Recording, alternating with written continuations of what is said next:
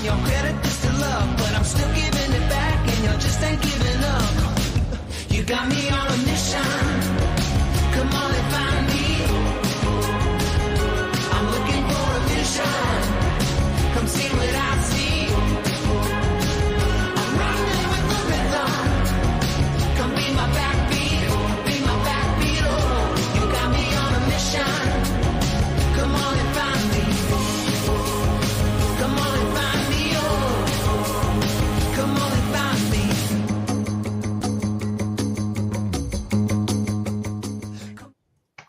Hey, what if Wednesday? We're back. Look who's here with us. Sean, back from ignoring us. I know, 3 weeks in a row. Unbelievable. Attention is required. In other places, we're building big things, not just here, everywhere, disrupting lots of industries. Stuff had to happen. But today, my partners are going to do that riff and jam over there. And I'm good. They're good. So we're going to riff and jam here. Brandon, my friend, people don't know the absurdity that you have to suffer through and listen to when I get on a rant. I think the last thing I said to you was, no, the city doesn't have a rat problem. They have a sanitation problem. More on that later. What city are we talking about? I don't know. Maybe you'll find out. Stick around. We're not talking about rats today. We're going to talk about something that's the opposite of rats, that is Serenity. I've never seen rats and Serenity coexist. So I think we'll bail on the rats and let's talk about Serenity. So let's anchor in the architecture. Sean, where are we? Why is Serenity a word we're talking about in business? Well, you distracted me, though, because rats can be serene when they're not overcrowded. Once they get overcrowded. Talk to my wife. How about that? One rat, no Serenity. That kind of rats in the house. No. No. Misalignment of core values. They're not in it for the same things that your wife is in it for. And so therefore, these two things cannot cohabitate. There you go. The architecture is always there. There you So go. what are we talking about? We're talking about Serenity. So I love this. I love this one. It is one of the places where people come to us. They come to us for lots of reasons, but two of the biggest places they come to is they say, we need more leads, which is almost never the right answer. They think that they want that, right? And the second thing they want, you get leads when you're ready for leads. And if you do it too soon, you're just destroying your business. But the second thing is they say, oh my God, I'm dying. I'm stressed out. Can you help me manage my time? And our answer always is no, any more than you cannot manage time, any more than the person in the raft manages the river. You navigate it. It is a constantly flowing thing, meaning nothing stays the same. If everything stayed the same, then life actually can't happen. Time is just a function of observing the process of change. Change must happen. Great.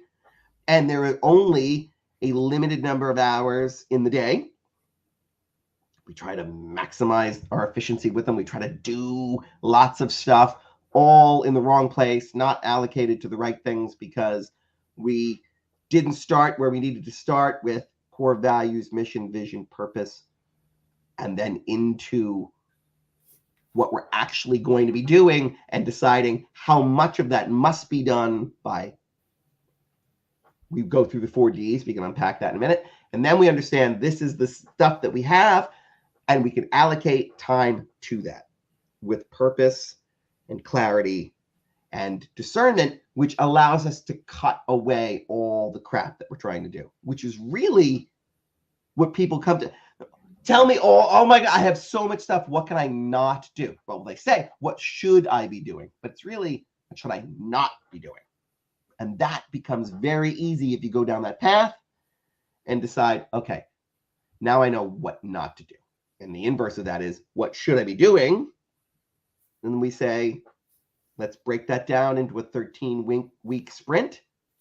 And here's how to allocate your time every day and your energy and your willpower. Willpower has to come into play when mission is not aligned with activity.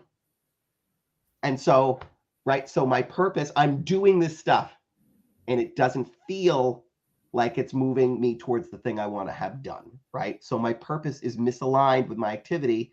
And so it takes willpower to do that. If you get, oh man, I get all kinds of energy from the gym.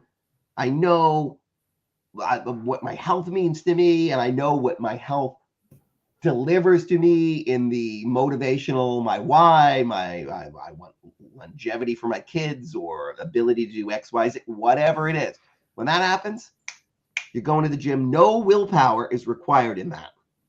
Oh, you have so much willpower, you go to the gym. No, there's no willpower there. That is a forceful, powerful claiming of the space and the purpose and the reason why you're doing it and the outcomes you're going to get from it. No willpower there. But I have to do 11 things today and I hate all of them and I don't really know how it gets real. It's just stuff I have to do. Yeah, because you started all kinds of things that you didn't need to start. You launched things that shouldn't have been launched. You're trying to do things that really don't move the ball forward. Yes, you're wasting time and more importantly, willpower, because you need that, right? At the beginning of a diet, you got to force yourself to eat a few celery stalks that you wouldn't have eaten otherwise. But because you're not yet there to that alignment of, I see results from what I'm doing. The results are good. Body chemicals are raised. I'm feeling fantastic. I'm going to do the thing. No more willpower required. So people are draining, they're squandering time that there's only so much of, and they are trying to control things they can't control, and they are trying to serve too many purposes with their calendar. It's all bass backwards, as my father would say, from start to finish. So let's take a step back then, because drop that out there, and then you want to help me unpack it. Yes, there was like 100,000 things we can unpack in that, and we have 23 minutes. We're not going to do that here. We're going to do that on the inner circle. The essence of Serenity is not time management, like you said. But if we go back a week and we talk about execution and what does this 12-week, 13-week sprint look like, that is really where Serenity comes from, because it's putting the right things on your calendar. And I don't even want to say delegating the rest. It's the 4Ds. So we can unpack that too, like you said. But let's talk about this mindset versus hustle culture, because I think they're two vastly different messages. You have hustle culture saying just go, go, go and do everything. And then you have the concept of Serenity, which is the direct opposite of hustle culture. So how do you get an entrepreneur to think this way and ignore everything else on the internet about just being a hustle bro? How do I get them to do that? I asked them one question. Does it feel good? Does hustle bro feel good? I think everybody would say no, but that's all that we see. But so that's the first question though. As they're running past me, all dying, going, help me, help me, help me, help me, help me. We're handing out water at the marathon, right? And there's a better way. There's a better way. They run by, and somebody finally stops to take a drink. You go, what is it? Right? Does this feel good? No. Okay, come over here for a second. Right? And then we start to unpack the thing. So that's the first thing. If you want some clarity there, that maybe there's a better way, you want to start to ask, what if what I'm seeing is not the right way? We already know. We work with the Fortune 500. We know that most of the business success that people see and are trying to model is wrong. Those companies know it's wrong and bring us in to help them fix it.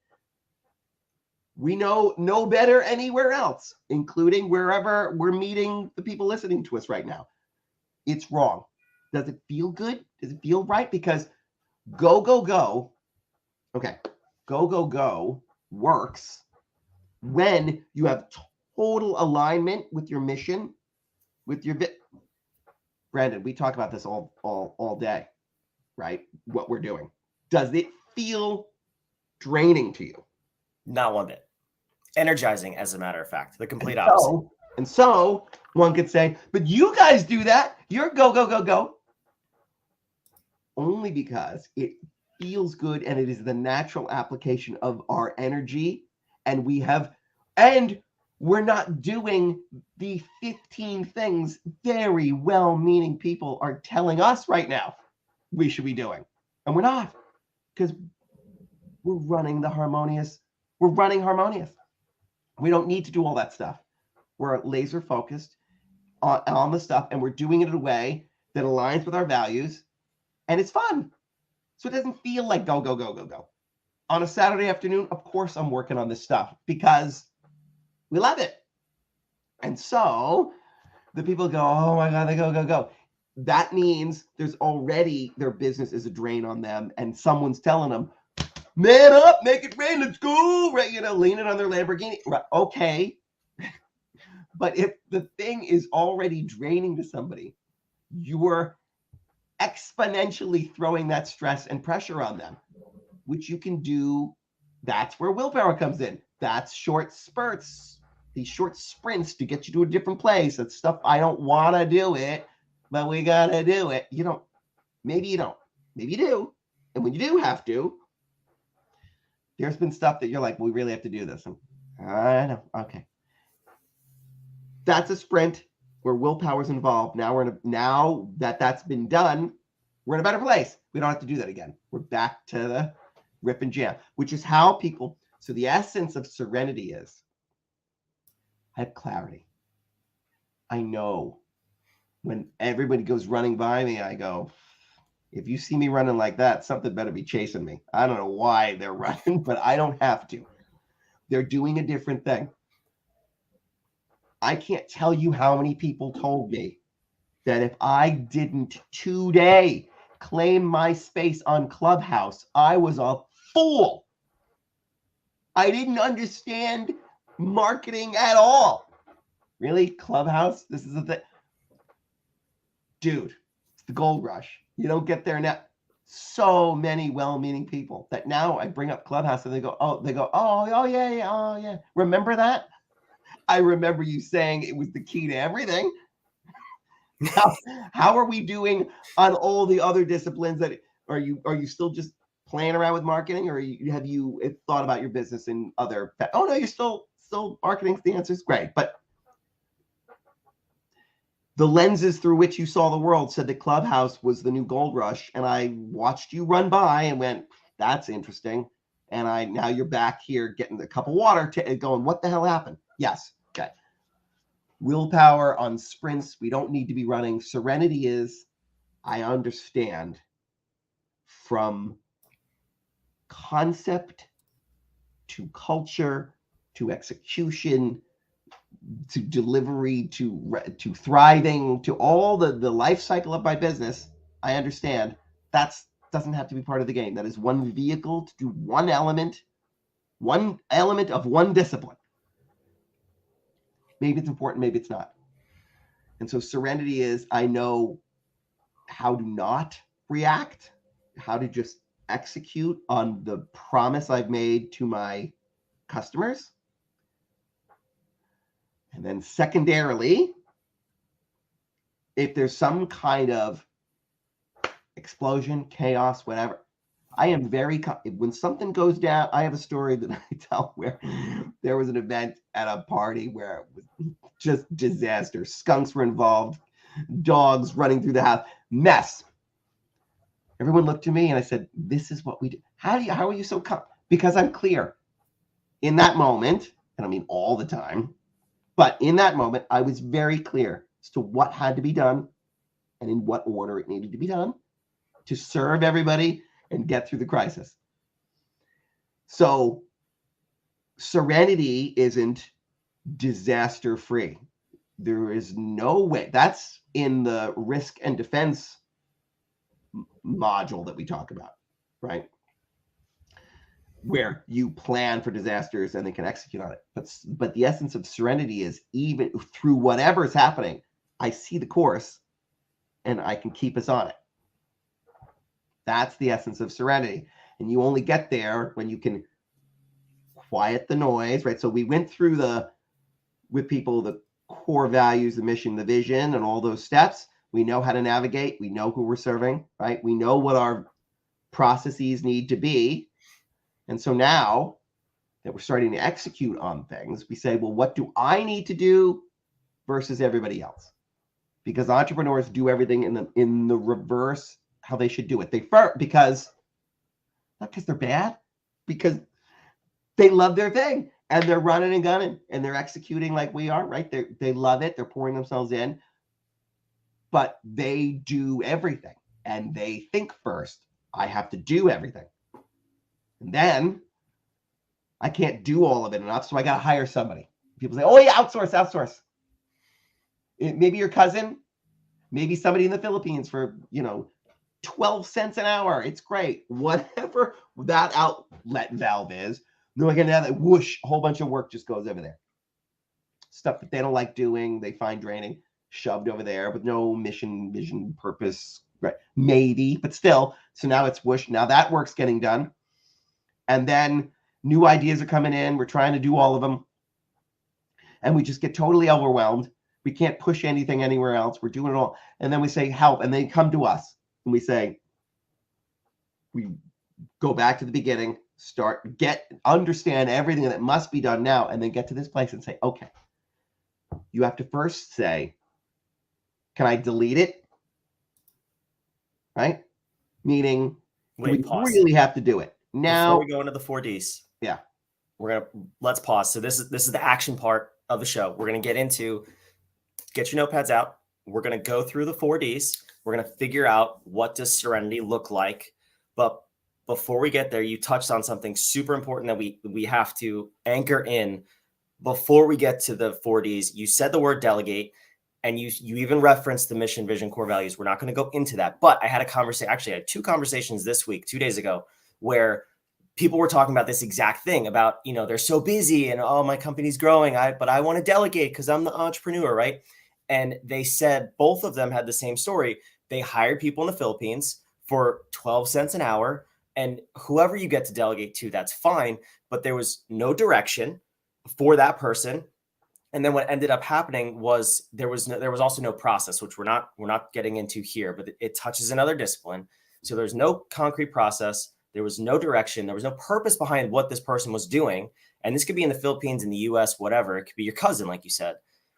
If you don't have this stuff ironed out, what you end up doing is more doing. Because what happened is they delegated, and then when this person sent it back to them for review, they had to fully redo it. So now you've wasted money, you've wasted time, and your willpower, and you're still doing things. You're now doing more. So it's this never-ending cycle. So let's first iron out, what do we need to start delegating, and then let's go through the 4Ds and really iron out how to go through this on your daily checklist of things that you're currently doing, so that we can have some action steps to take from here. Yeah. So you need to understand first what your value chain is. How do you take nothing, raw materials, ideas, concepts, whatever it is that you take, and make into some kind of value for somebody? So that could be,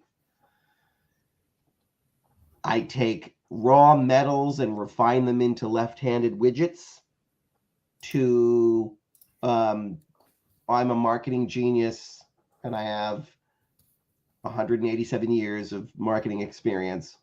Some of the early stuff we did with, sheep and what was marketing like 187 years ago? I don't know. Right. Anyway, I'm a marketing genius. I've done it forever. And I take those concepts and I give people clarity on their marketing. I give people I help tell them how to generate leads, whatever your thing is, physical, service, doesn't matter. What is the core value process? How do you take those things and then deliver that value to your clients? These are your core value drivers, value chains.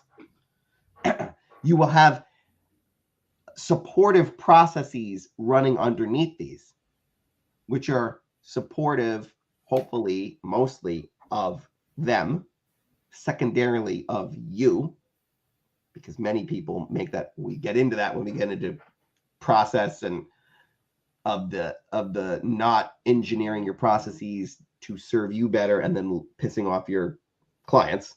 Happens all day, every day, because people forget that we're building value chains. And then we decide, now of this, these are the primary functions. If I don't do these things, value doesn't get delivered to those people. That it just, now it's a hobby and me in my garage banging around doing stuff. If these things don't happen. So these things must happen. What of those things must be done by me? That goes above the line. That is the golden line. These things must be with me. Okay. Now, do I have extra time for other stuff that I can do, that I want to do, that I like to do? Because a lot of times entrepreneurs will say, I have no time. Let me look at where you're spending it. Oh, there's a significant part here doing the copywriting. But isn't Brandon a good copywriter? Yeah, but you know me, I just love writing. Well, cut the shit. Well, what do you mean? That's the part I like. Well, write on the weekends. You don't have to. You just told me you're overworked. Yes. These 9 things must come from you and can only come from you. Yes? Yes. And they take up all of your time. Yes. And then there's the copywriting. Yes. And can someone else do it? Yes. There's your answer. But those parts are fun. I never said business shouldn't be fun. I get it. But you told me that's the play. These things must only be done by you. Let's revisit them. Can they only be done? Because they probably can't. But that's, now we have a place to have that conversation, right? So what must be done by you, what the things that can be done by somebody else and should be done, or what get delegated. And then what can't we get to that we still want to do at some point? We're going to delay it. We put it in a queue. It's going to sit there. Isn't lost. It's teed up. We revisit it with a, right? There is a time and a place in the calendar where we revisit it. Nothing's getting lost. It's fine. And then the rest are deleted. This is nonsense. It's a distraction. Can't be done. But it should be done. That's how they end up doing it. I take on everything.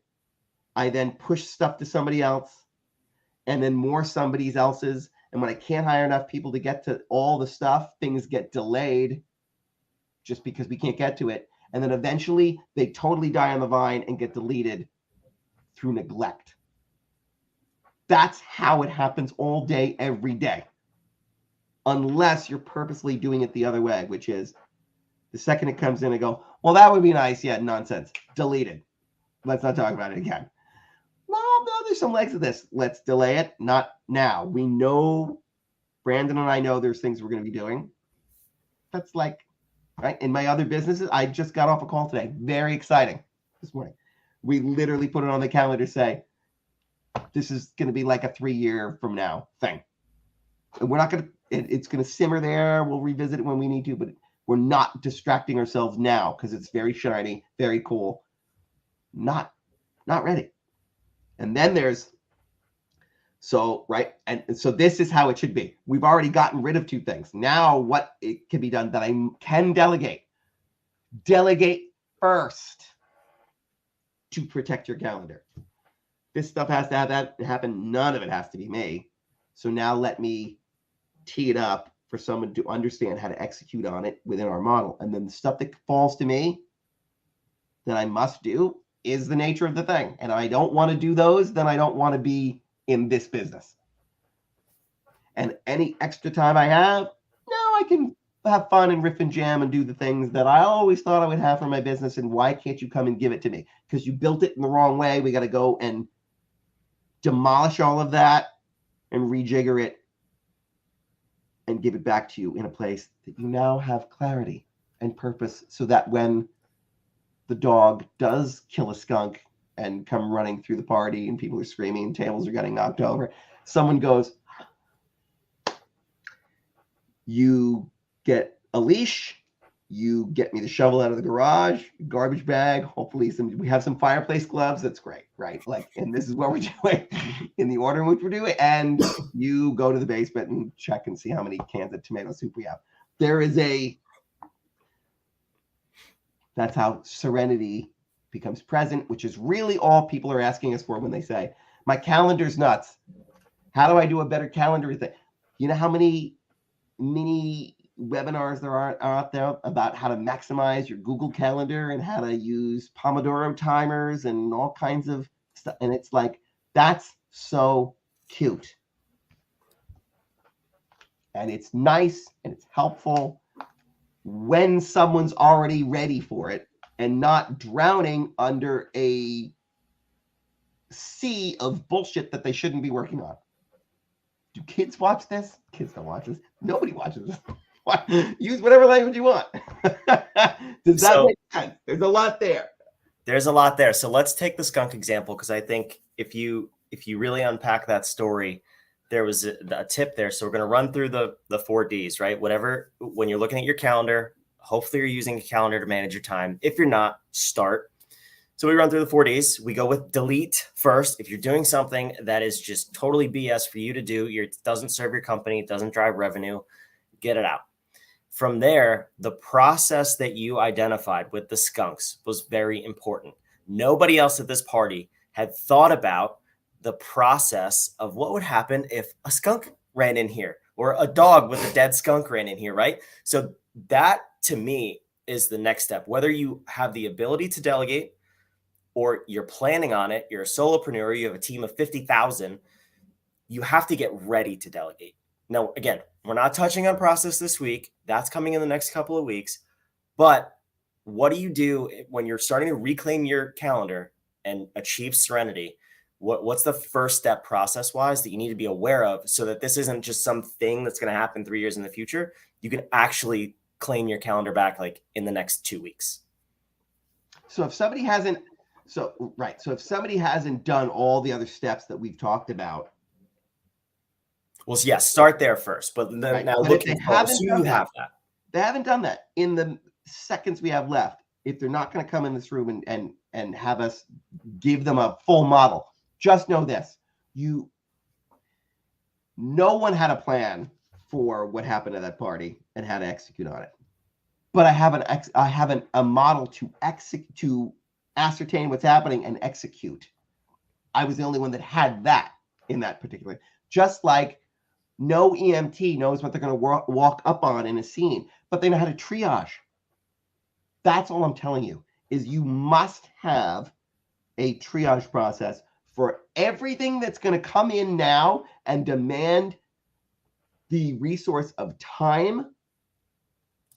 There must be a process to get to that resource. Just like, give a credit card to a 13-year-old and say, Amazon's the thing, have at it. There's a process to access the funds, the resource of dad's money and his credit card, or credit on the credit card, right?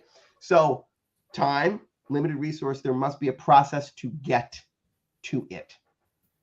And I would love it when you get to the day where there's time on your calendar and no one was able to get on it, so you could put things on it yourself, purposefully tied to the 3 giant things you're doing this quarter to move the ball forward for you.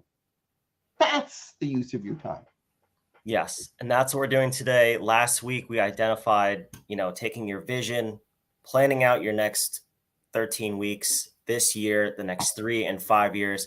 And today we're scheduling time on your calendar to execute on that and achieve the goals. So they're not just these big lofty things in the future. They're inevitable. That's what we all want, right? We want to set goals that become inevitable milestones in your business. So we're going to dive over there. You see it on the screen, whatif.com/inner circle. If you want to learn more about joining us, the first step though, is to take the bad. We talk about it every week. This is the first time we're talking about it this week. It's our diagnostic tool to figure out what exactly is going on in your business. It will give you clarity in 8 minutes or less, or it's free, but it's already free. So just go take it. And we're going to go hang out in the inner circle. We hope to see you there. 8 minutes or it's free. 2 minutes or it's free. 2. Okay, fine. You know what? How about this? It's just free. We'll see you there.